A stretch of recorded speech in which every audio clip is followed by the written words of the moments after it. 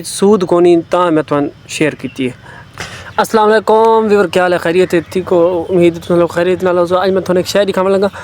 शय मतलब जड़ा खुवत वाला केस नहीं हो, मैं तुम दसना कि जड़ा है ना मुकम्मल तरीका किए मुकम्मल जड़ा अक्सर बंदे ढिक सारा जलील ख्वार हो के आखिर क्या आदन यार सारा केस नहीं बनता तो असा लिहाजा केस ना करें। खुवत वाला केस हूँ तुम किए करावना, मैं ता आदा पे जो मैं कराए बैठा। ये मैं हूँ किश्त लानी है देखना। अच्छा ये देखना वाला देखना। अच्छा तो वीडियो लाइक तो चैनल सब्सक्राइब तो करो। जा वो तुम किए लाना मेरा भरा तकरीबन 1.5-2 महीना लग सी थोड़े पैसे आने, थोड़े पैसे थोड़े अकाउंट जाने।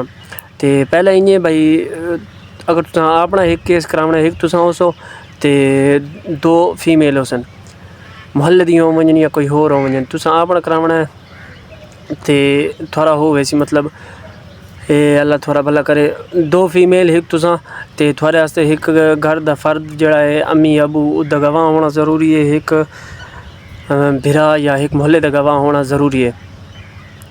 तो बाकी अगर तुम खुसूसी अफराद व तुम 2 फीमेल की ज़रूरत नहीं व थोड़ा एक भी लुगे दा भी हो सकता है। तो वो तुम ही करे सो पहले लगे वैसे उठाई दफ्तर वाई के अल्लाह थोड़ा भला करे भाई। तैया हूँ जल्दी आए दे गिन कसम है वीडियो बनती पई है शरीए।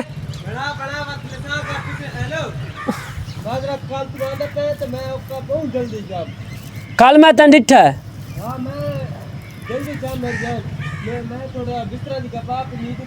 हाँ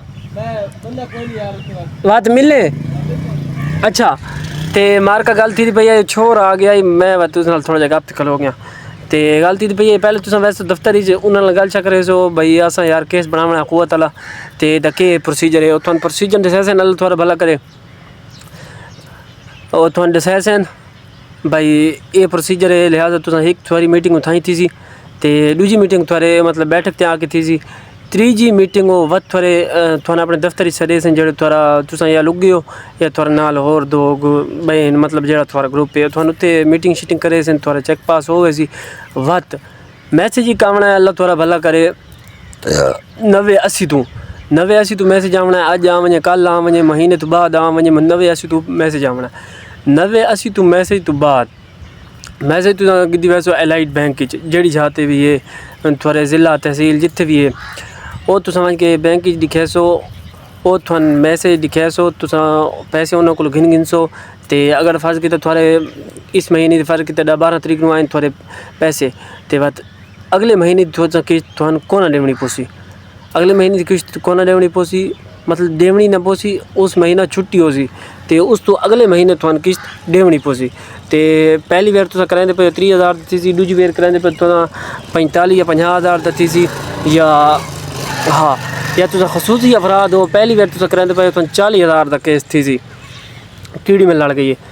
तो बाकी इंशाल्लाह ज़िंदगी रही तो वध मिल साई। मैं तुम दसिया मैं आख्या यार हो सकता है केस करावना हो करा गए लेकिन इदा एक बेया वध है भाई इधर सूद कोई नहीं बगैर सूद जेड़ा बंदा मतलब अपनी खुशी नाल लेना चाहता है वो दे सकता है उन्होंने चंदा वगैरह लेकिन इससे सूद कोनी ता मैं तुम शेयर की है। लिहाजा ओके हो गया ज़िंदगी रही तो इंशाल्लाह वध मिल साई।